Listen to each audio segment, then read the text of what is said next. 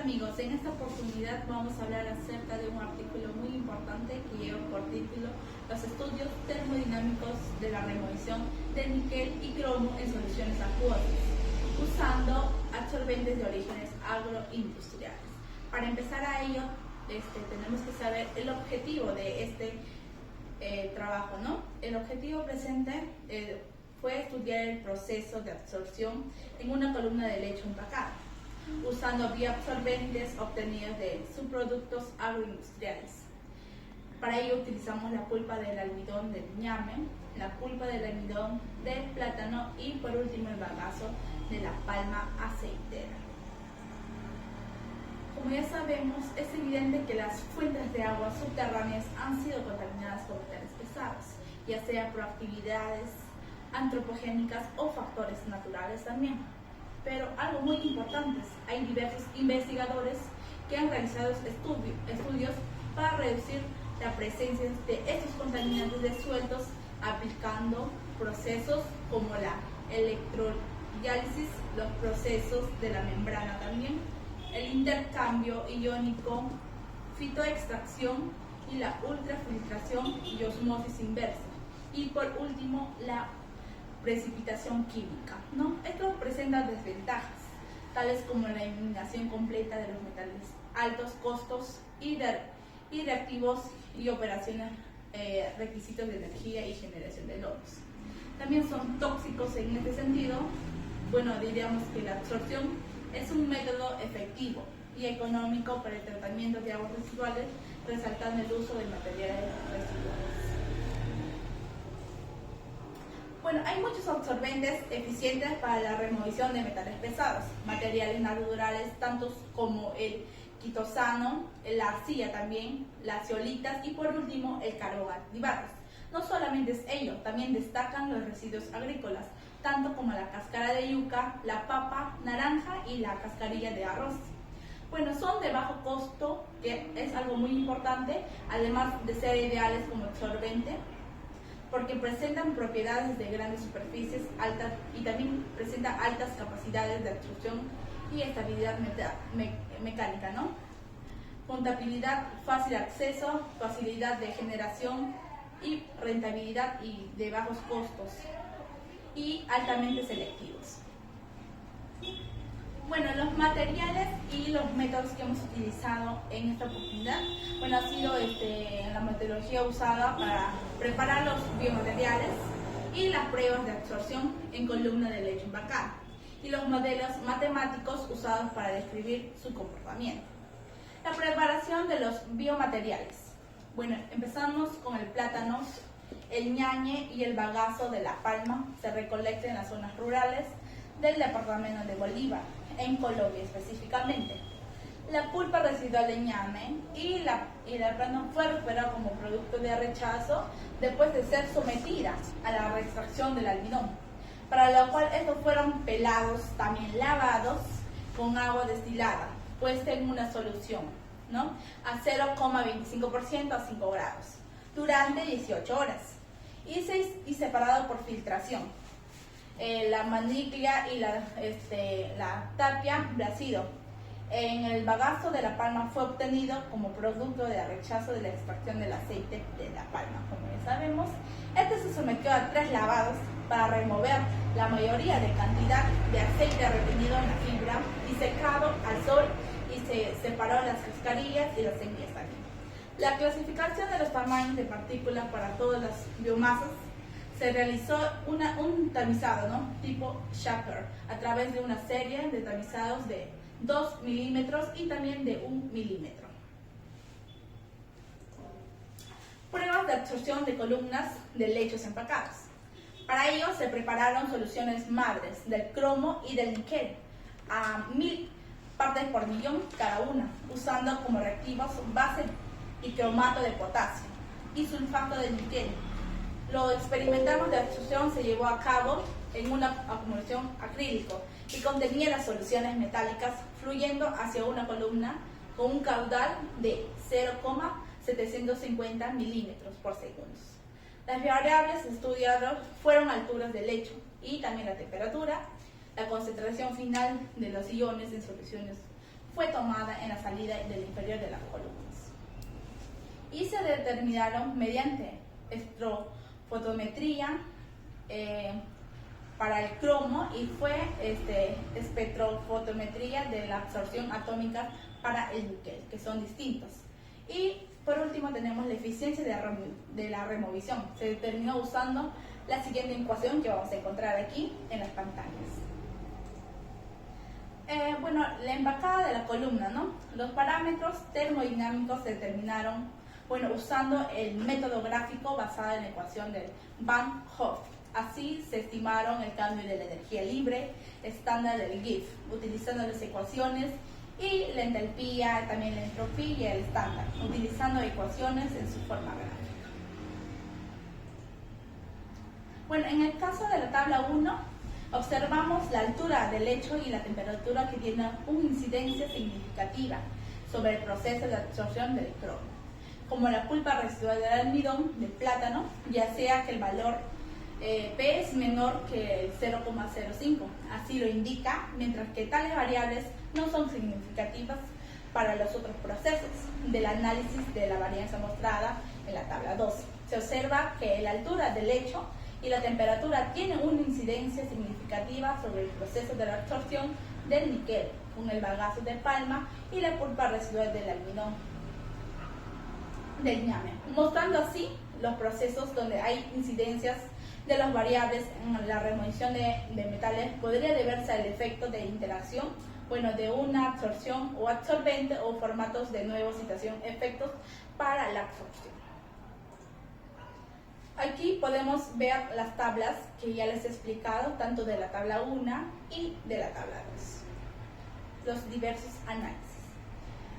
Aquí encontramos los efectos de temperatura, que está a la izquierda, y la altura del lecho, a la derecha, en la remoción del cromo sobre la torta residual del almidón de plátano y la concentración inicial, que ya sabemos que son de 100 partes por millón, y el tamaño de partícula, ¿no? En la figura 1 nos muestra el comportamiento con respecto a la temperatura y también a la altura del lecho de la absorción del cromo. Se observa un aumento, ¿no?, del porcentaje de la removición del incremento de la temperatura.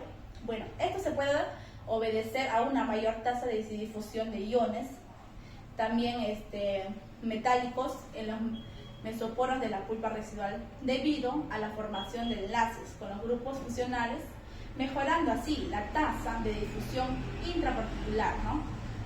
El comportamiento de la altura del lecho se puede explicar como el incremento del tiempo y la penetración de las soluciones, lo que presenta un mayor tiempo de residencia en las consecuencias. En el metal tiene más tiempo para difundirse en la fase sólida. En cambio, en la figura 2 podemos afirmar que a mayor cantidad de los absorbentes en la columna hay más sitios en el ion disponibles, obteniendo así una zona de transferencia de masa amplia. Para profundidades de lechos más pequeños, los fenómenos de dispersión axial, predominan en el proceso de transferencia de masa, a la conduce a una reducción difusional a los iones metálicos. En consecuencia, podríamos decir que los iones metálicos no dejan ante la columna. Se observa que en el caso de la torta del ñame, este alcanza un porcentaje de removición máximo y luego disminuye, ¿no? Lo que indica que un agotamiento del material o posible cambio debido a la interacción que pudiese tener esta con la temperatura. Las curvas de rupturas para la absorción tanto del cromo como del níquel. Las curvas de ruptura fueron trabajadas con las condiciones óptimas para cada proceso. En la caso de la absorción del cromo con bagazo de palma, pulpa residual de ñame y el plátano fueron de 1,55 y 1,5 y 8,14 centímetros de altura del lecho y 76,36 y 68 grados respectivamente para el níquel. Fueron 11,4 centímetros para el bagazo y la pulpa de plátanos y 9 centímetros para el ñame. y 76,43 y 36 grados. Como condición óptima del bagazo de la palma, pulpa residual en ñame y plátano respectivamente. Los ajustes y parámetros para el cromo se muestran en la figura 3 respectivamente. Los ajustes de modelos de curvas de ruptura en la absorción del cromo sobre el bagazo de la pulpa y la pulpa residual del almidón de plátano. Y también la pulpa residual del almidón de ñame. Aquí podemos encontrar la tabla siguiente que nos habla acerca de qué, de la biomasa, la capacidad experimental y los modelos, los diversos modelos que hemos utilizado para ello. Aquí lo podemos apreciar mucho mejor. Bueno, de los modelos estudiados, se observa que la dosis de respuesta también proporciona mejorar ajustes a la curva de avance mostradas. Buena concordancia con los valores experimentales para la pulpa residual del almidón del plátano. Ningún modelo ajusta el proceso, con la cual se describen moderadamente los datos.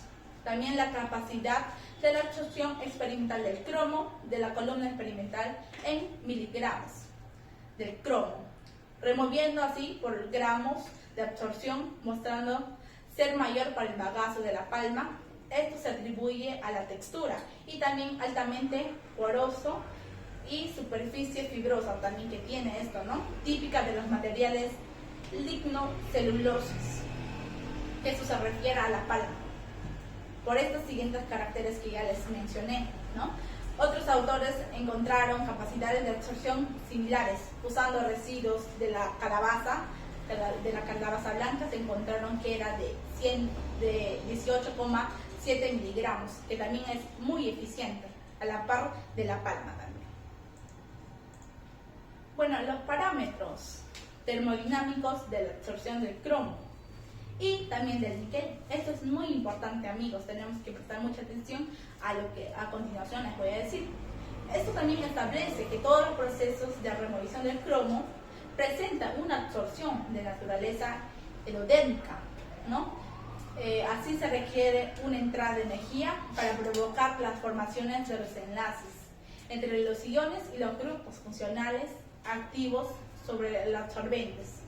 Además, acuerdo a su valor para la torre residual del almidón, del ñame y plátano, que sugería una fisisorción sobre el bagazo de palma. Bueno, los valores positivos indican que el sistema no es espontánea para la absorción del cromo. El valor negativo sugiere que el proceso con la torta residual del ñame es termodinámicamente factible a 349,15 K.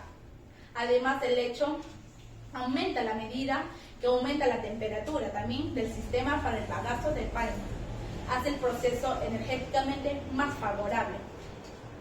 Expone la alta afinidad de los iones del cromo también con biomateriales y también la probabilidad de algunos cambios estructurales debido a la formación de enlaces del cromo con grupos funcionales en la interfaz, indicando así también que este proceso es reversible. Como nos menciona el Hatwani, eso es lo que nos menciona. Y por último encontramos los parámetros termodinámicos se determinan usando el método gráfico basado en la ecuación de Banks-Hotz. Así se estimaron el cambio en la energía libre Standard-Gill, utilizando las ecuaciones, como ya les dije, de la entalpía, la entropía estándar, utilizando ecuaciones en su forma gráfica.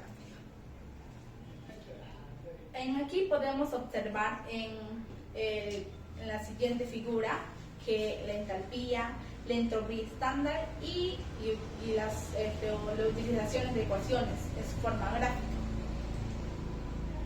Y por último encontramos, amigos, las conclusiones que llegamos de este artículo muy importante, que se estudió la absorción del cromo y el níquel, utilizando residuos agroindustriales como la torta residual de almidón, de plátano, torta residual de ñame y el bagazo de palma. Se logró una máxima capacidad de remoción sorprendente de 49,58 miligramos Para el cromo, con el bagazo de la palma y de 28,4 miligramos para el níquel, con el lactante residual de ñame. Son datos muy importantes que hemos obtenido de esto, ¿no? Además, de acuerdo con el estudio de la termodinámica de absorción para el cromo, usando la torta residual, el almidón y el ñañe de plátano se establecen un proceso de quimisorción y una fisiosorción sobre el bagazo de la palma para la remoción del níquel, y con el bagazo de la palma se sugiere una quimisorción y una fisisorción sobre las tortas residuales del almidón, confirmando así una interacción débil entre estas y el ion de níquel cuando se da en el proceso de remoción. Esto sería todo, amigos. Muchas gracias por prestar su atención y les agradezco por todo. Y por último, encontramos aquí las referencias bibliográficas que hemos utilizado. Muchas gracias.